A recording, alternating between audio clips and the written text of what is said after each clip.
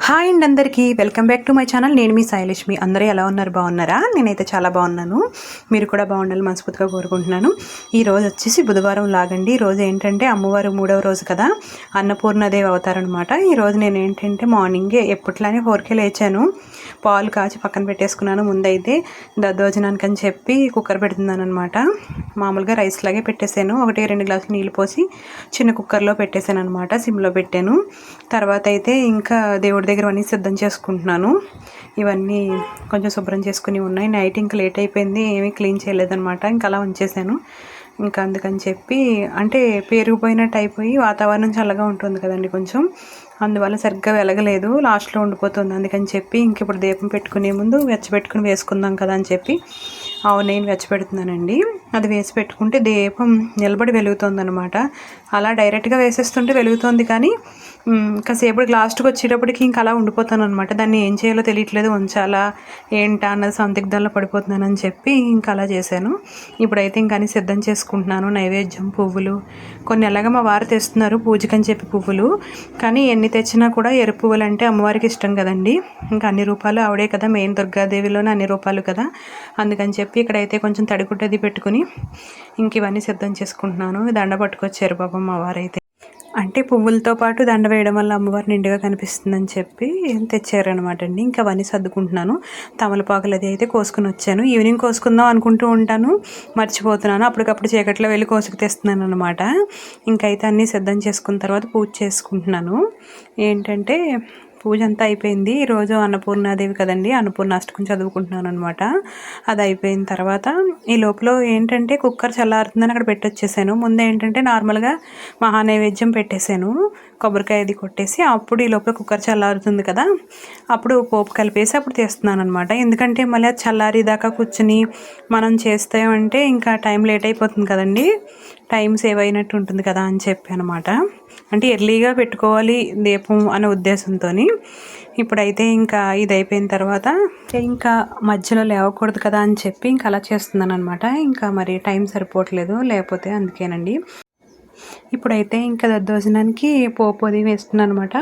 ఆవాలు, జీలకర్ర, ఎండుమిరపకాయ, మినపప్పు, శనగపప్పు, పచ్చిమిరపకాయలును ఇవన్నీ వేస్తున్నాను. ఇంకా కరివేపాకు ఇంకా బయటికి వెళ్ళలేదు. ఇంగు కూడా వేసి కొంచెం లైట్గా ఒక పిసరు వేసాను, పసుపు జస్ట్ వేసానా లేదా అన్నట్టు వేసి కొంచెం మిరియాలు కూడా వేసాను అనమాట. ఇప్పుడు నేను ఏంటంటే దద్దోజనం ఎప్పుడు ఎలా చేస్తానంటే అన్నాన్ని మెత్తగా మెదిపేసుకుంటానండి, వండిన దాన్ని. అంటే చల్లారిపోతే మెత్తగా మెదపదు కదా, అందుకని చెప్పి కొంచెం వేడి మీదే కొంచెం ఇలా గరిటితో ఇనిపిస్తే మెత్తగా అయిపోతుంది కదా. అదే పిల్లలకి రంగరించి ఎలా పెడతామో అలా అనమాట. అలా మెత్తగా ఇనిపేసిన తర్వాత పాలు వేసి కాసేపు కలుపుతాను అనమాట. దాన్ని మనం కాచిన పాలు ఉంటాయి కదా, అవి కొంచెం కలిపేసిన తర్వాత అప్పుడు తోడుపెట్టిన పెరుగు వేసి కలిపితే చాలా బాగుంటుందండి, టేస్ట్ కమ్మగా ఉంటుంది. నేనైతే ఎప్పుడు అలాగే చేస్తూ ఉంటాను. అలా కలిపేసిన తర్వాత ముందుగా పోపు వేయించుకున్నాను కదా, పోపు కూడా వేసి కలిపేసి కొద్దిగా ఉప్పు సరిపడా వేసేసాను. లాస్ట్లో కొద్దిగా కొత్తిమీర కూడా వేసానండి, అంతే. అంటే అమ్మవారికి చేసినప్పుడు కంగారుగా కాకుండా శ్రద్ధగా చేయాలి అన్న ఉద్దేశంతో అనమాట. ఏదో చేసేసాం పెట్టేసాం అన్నట్టు కాకుండా కొద్దిగానే నైవేద్యం పెడుతున్నాను. మళ్ళీ నైవేద్యం మిగిలిపోతే కష్టం కదా అని చెప్పి కొంచెం నైవేద్యం పెట్టాను. పూజ అయితే అయిపోయిందండి. ఇంకా తర్వాత ఇంకా వంట ఇంకా కామన్ కదా. ఈరోజు ఏంటంటే దోసకాయ తెచ్చారు మా వారు. దాన్ని ఏం చేస్తున్నానంటే ఇంక పచ్చడి చేద్దాం అనుకుంటున్నాను. సగం ముక్కు ఉంచేసి పచ్చడి ఎలా అంటే దోసకాయ, కొబ్బరికాయ చేద్దామని చెప్పి ఏంటంటే ఫస్ట్ దోసకాయని చిన్న చిన్న ముక్కలు కోసేసుకుంటున్నాను. బాగా చిన్న చిన్నవి అనమాట. ఉల్లిపాయ ముక్కలు ఎలా కోసుకుంటాం అలా కోసేసుకుని పక్కన పెట్టుకుని కొబ్బరికాయ, పచ్చిమిరపకాయలు, కొత్తిమీర, కొబ్బరికాయ ముక్కలు చిన్న చిన్న ముక్కలు కోసేసుకుని అవన్నీ మిక్సీ తిప్పేసుకోవాలన్నమాట. అంటే కొబ్బరికాయ ముక్కలు, పచ్చిమిరపకాయలు, కొత్తిమీర మిక్సీ తిప్పేసుకుని ఇవి మిక్సీ తిప్పమన్నమాట. ఇవేంటి దోసకాయ ముక్కలు మిక్సీ తిప్పకుండా కొన్ని వేసి తిప్పుతాను, లైట్ అంటే కోర్సుగా తిప్పినట్టు తిప్పి కొన్ని ముక్కలు ఉంచేస్తానండి. తర్వాత ఏంటంటే అయితే ఇంకా చిన్న చిన్న ముక్కలు కొయ్యాలండి. నాది 15 చాకు కనిపించలేదు, ఎక్కడో పెట్టేశాను, సరిగ్గా తెగట్లేదు అనమాట. దాంతో కోసాను, అందుకే కొంచెం పెద్ద పెద్ద వచ్చాయి. ఇలా కొంచెం ముక్కలు వాటితో పాటు మిక్సీ తిప్పుకొని మిగతావి ఇలా ఉంచుకున్నాను, పసుపు వేసి ఉంచుకున్నాను కండర రాకుండా. ఎప్పుడైనా సరే దోసకాయ మనం పప్పులో వేసుకున్న పచ్చడి చేసుకున్న ముందు ఆ ముక్క తిని చూసుకోవాలండి, ఎందుకంటే చేదొస్తుంది.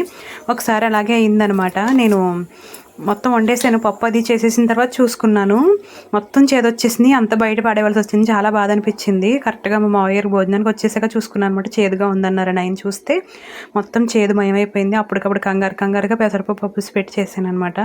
ఈ దోసకాయ చూసినప్పుడు అలా అదే గుర్తొస్తుంది. ఇప్పుడు ఏంటంటే దోసకాయ ముక్కల్లో ఇప్పుడు మనం కొబ్బరి, పచ్చిమిరపకాయలు, కొత్తిమీర ఇవన్నీ వేసి మిక్సీ తిప్పాం కదా, అది మొత్తం కలిపేస్తాం అనమాట. కలిపేసి ఉప్పు సరిపడా వేసుకుంటాము. పైన పచ్చిమిరపకాయ చీరికలు కూడా వేసాను. అక్కడక్కడ నవ్వులుతున్నప్పుడు బాగుంటుందని చెప్పి సన్ననవి వేసిన తర్వాత నిమ్మకాయ పిండుకోవాలి. అంతే అండి. పైన పోపు పెట్టుకుంటాం అనమాట. చాలా డిఫరెంట్గా ఉంటుందండి ఈ పచ్చడి. దోశల్లోకి అది కూడా బాగుంటుంది. సైడ్ కింద ఏదైనా పచ్చడి తినాలి, నోటికి బాగాలేదు అన్నప్పుడు చాలా టేస్ట్గా అనిపిస్తుంది. మినపప్పు, ఆవాలు, జీలకర్ర, ఇంగువ పోపు వేయించుకుని అందులో కలిపేసానండి. కాకపోతే ఇది నిలవ ఉండదన్నమాట. ఎప్పటిదప్పుడే వేసుకుని తినేయాలి. అంటే ఇందులో కొంచెం వాటర్ కన్సిస్టెన్సీ ఎక్కువ ఉంటుంది కదండి, అందువల్ల టేస్ట్ అయితే చాలా బాగుంటుందన్నమాట. ఉప్పుడు పిండిలోకి కానీ, ఉప్మాలోకి కానీ, దోశల్లోకి అది కూడా చాలా బాగుంటుంది. ఇంకా ఈవినింగ్ వచ్చేసి అమ్మవారి పూజ చేసుకుందాం అని చెప్పి ఇంక నైవేద్యం ఏం చేద్దామని ఆలోచిస్తుంటే సడన్గా ఎర్రనూకు ఉందని గుర్తొచ్చింది. అందుకని చెప్పి ఫస్ట్ ఎర్రనూకని నేతిలో వేయించుకున్నాను. కొద్దిగా నెయ్యి వేయించుకుని అందులోనే దానికి సరిపడా ఒక గ్లాసుకి 3 గ్లాసులు నీళ్ళు పోసాను. పోసి అలా మూతపెట్టి మగ్గించిన తర్వాత దగ్గర పడిపోతుంది కదండి, అప్పుడు కొద్దిగా పాలు, బెల్లం సరిపడా వేసి అలా ఉక్కిస్తున్నాను అనమాట పాకం వచ్చేదాకాను. ఇంకా లాస్ట్లో ఇలాచీని, లైట్గా జీడిపప్పు పలుకులు ఉంటే వేసాను. ఇంకా అంతేనండి, నైవేద్యం కింద పెట్టాను అనమాట చల్లారిన తర్వాత. ఇంకా అంతే అనమాట. ఇంక ఇలా సరిపోయింది ఈరోజు. నా వీడియోస్ నచ్చితే లైక్ చేయండి, షేర్ చేయండి, సబ్స్క్రైబ్ చేయడం మాత్రం మర్చిపోకండి. ఇలాగే మంచి వీడియోలు, మంచి కంటెంట్తో మిమ్మల్ని ఎంటర్టైన్మెంట్ చేస్తాను. ఇప్పుడైతే ఇంక ఎక్కువ కూడా వేయలేదు. ఇవి ఎక్కడో ఉండిపోయే, మర్చిపోయాను, చూసుకోలేదు. ఇంకా అప్పుడు తీసి అప్పుడు చిన్న పీసెస్ కింద ఒకటే అంటే 4-5 ఉన్నాయన్నమాట.